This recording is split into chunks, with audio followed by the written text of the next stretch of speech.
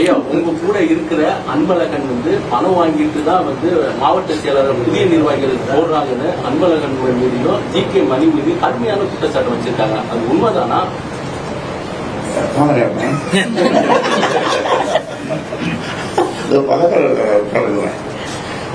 அவரு பணம் வாங்கிட்டு அன்பழகன் பணம் வாங்கிட்டு இந்த நாட்டிலே இல்லை, சுத்தி நேர்கள் இன்றைக்கு மலையா நான் சிங்கப்பூர் அப்புறம் அமெரிக்கா போயிட்டே இருக்காருன்னு சொன்னாங்க. அப்புறம் பார்த்தா அது நிக்கிறாரு, இங்க இருக்காரு. அவரை தான் நீங்க கேட்கணும். இனி அன்புமணி ராமதாசுடன் பேச்சுவார்த்தை இருக்குமா இருக்காதா? என்ன பதில் அவர்கிட்ட இருந்து நீங்க எதிர்பார்க்கிறீங்க? ஒரே தீர்வு தம்பி,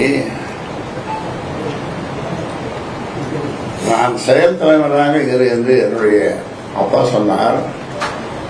அது மந்திர சொல்லு, தந்தை சொல் மிக்க மந்திரமில்லை என்று சொல்வார்கள். அது மந்திர சொல்லு. செயல் தலைவராக இருந்து செயல்படுவேன், இல்லை என்றால் அதுவும் வேண்டாம் என்று அப்பா சொன்னார். அதனால் தொடராக இருந்த அவர் காட்டுகின்ற வழியிலே செல்வேன். அதாவது இதிகாசம் புராணங்களில் உங்களுக்கு நம்பிக்கை இருக்கா இருக்கு இல்லையா? உங்களுக்கு நம்பிக்கை இருக்குதா? இருக்குது.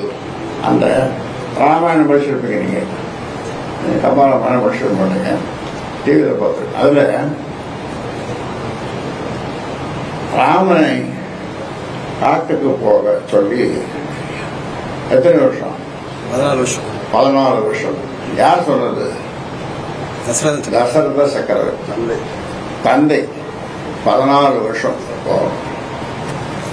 அப்போ ராமனுடைய முகத்தை கம்பர் வர்ணிக்கிறார்.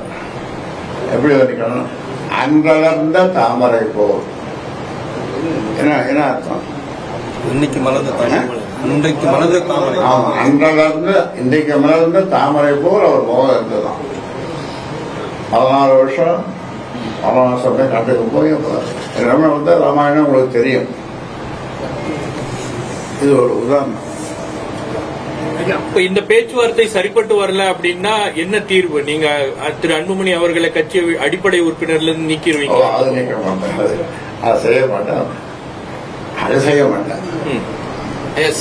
தலைவர் மாற்றப்பட்டாருன்னு சொல்லி தேர்தல் ஆணையத்துக்கு தகவலோ அல்லது கடிதமோ கொடுத்திருக்கீங்களா? தலைவர் மாற்றப்பட்டிருக்காருன்னு சொல்லி முறைப்படி தேர்தல் ஆணையத்துல அந்த தகவலை சொல்லணும். அதெல்லாம் ஒரு சடங்கு செய்யத்தான் ஆகணும். நாங்கள் ஒன்றும் இந்த சிக்கல் போய் கொண்டதுனால ஏதாவது தேர்தல் இருக்கு, இதுக்கு ஏதாவது ஒரு தீர்வு, நல்ல தீர்வு அது இது முடிந்துவிடும் என்ற ஒரு நம்பிக்கையினாலே அதை கொடுக்கல.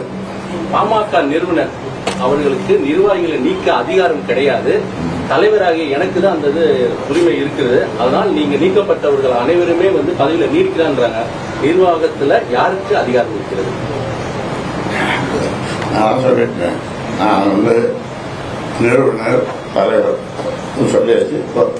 ஓட்டு போடுற மக்கள், வாக்களிக்கிற மக்கள், அது 18 வயசோ அல்லது 90 வயசோ அதுக்கு மேலேயோ எல்லாம் என் பக்கம் தான் இருக்கிறாங்க. எல்லோரும் நீங்க எங்கேயாவது கேட்டு பாருங்க, ஒரு கிராமத்துக்குள்ள போய் இதை சொல்லி பாருங்க. அதை எனக்கு ஒன்றும் பிரச்சனை இல்லை. எனக்கு மக்கள் தான் முக்கியம், நாடு தான் முக்கியம். நாட்டு மக்களுக்காக பாட்டாளி மக்கள் கட்சி ஒரு சாதிக்கான கட்சி அல்ல.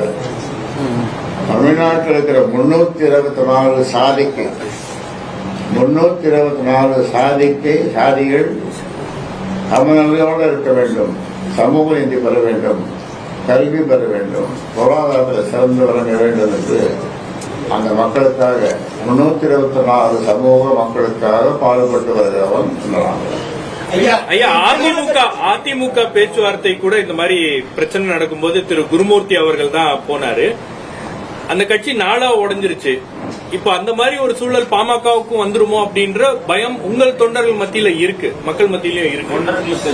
உங்களுடைய நல்லெண்ணம் என்ன சொல்லுங்க போகும். நல்லா கிடையாது, பதில் சொல்லுவாரு. உங்ககிட்ட கேட்கறதுனால கேட்க ஐயா, பொதுக்குழு கூடுறதுக்கான வாய்ப்பு ஐயா, இருக்குங்க. 10.5% சம்பந்தமாக அன்புமணி ராமதாஸ் கிட்ட வந்து நீங்க வந்து தொலைபேசியில் பேசியிருக்கீங்க. அப்பொழுது அழுததாக அவர் வந்து பேசியிருக்காரு. இது உங்களுடைய கருத்து என்ன? அதுக்காக அழணும். அதுக்காக என்கிட்ட நான் போய் தான் 1/2 மணி நேரத்துக்கு மேலே கோட்டையில் ஒரு வகுப்பே நடத்துறேன். நம்முடைய தமிழக முதல்வர் இதர மற்ற 6-7 அமைச்சர்கள், ஒரு 10 செயலாளர்கள் எல்லாம் உட்கார்ந்து இருக்க நான் ஒரு வகுப்பே நடத்தினேன். சமூக நீதி பற்றியும் சாதிவாரி கணக்கெடுப்பு பற்றியும் அதே மாதிரி 10.5 பற்றியும்.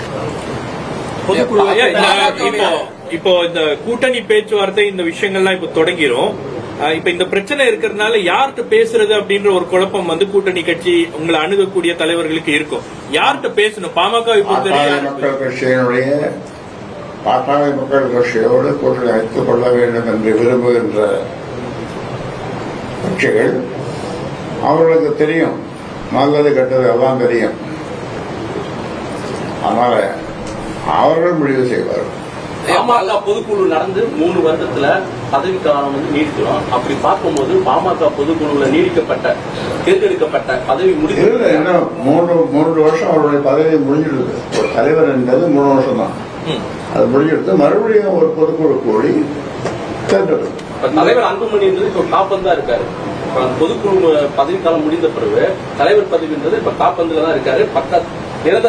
அவர்கள் ஒரு பொதுக்குழு கூட்டணும் கூட்டி பொதுக்குழு எப்ப கூட்டுறதா பிளான் பண்ணி பொதுக்குழு நிறுவனர் அவர் எப்ப நினைக்கிறாரோ அவர் கூட்டுவாரு. ஐயா, இந்த பாட்டாளி மக்கள் கட்சி 2026 தேர்தல் வந்து தேர்தல் நோக்கி செல்கிறதா? எந்த தொலைக்காட்சி? நியூஸ் தமிழ். பாட்டாளி மக்கள் கட்சி 2026 தேர்தல் நோக்கி செல்கிறதா, இல்ல யாருக்கு அதிகாரம் நோக்கி செல்கிறதா? தேர்தல் நோக்கி போகுது. மற்ற கட்சியெல்லாம் முக்கியமான கட்சியெல்லாம் கூட்டணி எல்லாம் பேசின்னு இருக்காங்க. சீட்டு ஷேரிங் பத்தி எல்லாம் பேசின்னு இருக்காங்க. ஐயா, நம்ம கட்சியில இப்ப யார் முடிவு பண்றது கூட்டணி குறித்து? நான் முடிவு பண்ணணும். அதாவது அந்த காலத்துல திமுக கூட்டணி ஒரு காலத்துல அப்போ 6 மாசத்துக்கு முன்னாலே போய் கலைஞரை சந்திப்போம். தொகுதி உடன்போடு அவரு கையெழுத்துப்போம், நானும் கையெழுத்து ஒரு கார் கொடுப்பாரு.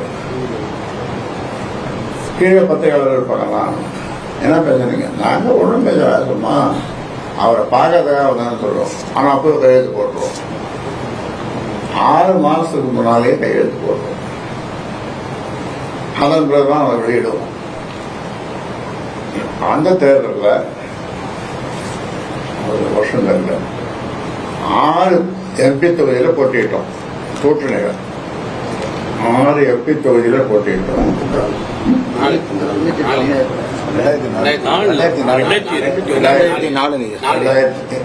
2004 அப்போ 6 தொகுதியில போட்டிருந்தோம். ஒருவர் வாய்ஸ்லாம் வேற கொடுத்தாரு. 6 தொகுதியும் ஒரு ராஜ்யசபா எம்பியும் ஜெயிச்சு எல்லாமே 100 விழுக்காட்டுக்கு மேல. பிளே ஸ்டோர் மற்றும் ஆப் ஸ்டோரில் இருந்து பாலிமர் செயலியை QR கோடு மூலம் பதிவிறக்கம் செய்யுங்கள். செய்திகளை உடனுக்குடன் பெறுங்கள்.